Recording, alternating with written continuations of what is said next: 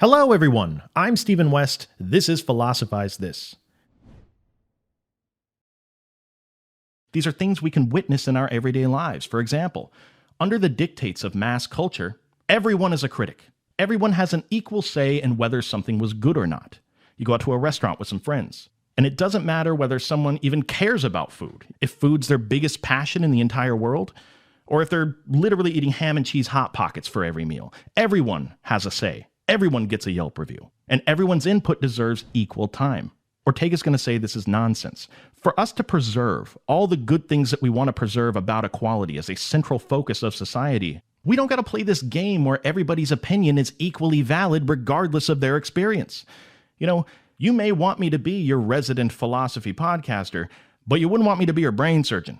You don't want me being your interior decorator picking out your curtains. You don't want me being the drummer in your favorite music group. Jose Ortega might say it like, you watch someone who spent 20,000 hours of their life playing the drums, mastering their craft. And it's not controversial to say that there's just a clear difference between that person playing and a 5-year-old banging on some pots and pans on the kitchen floor. The master of their craft is just better. To deny this, to appeal as some do to total relativism or total egalitarianism, everything is equal. To deny this would be to deny the possibility that we can put in effort and arrive at progressive levels of understanding about things. We love equality. We want to flatten out the hierarchies that exist within society, understandably. I mean, look at the situations they've created in the past and present. But Ortega would want us to consider what we're potentially losing when we engage in that process. Because when everyone's a critic, when everyone's opinion is just as good as everyone else's, then in the white noise of all these equally legitimate opinions, we lose the opinions of people who may have dedicated their lives to understanding culture and its various levels of refinement. In other words, the true critics out there get lost in the noise.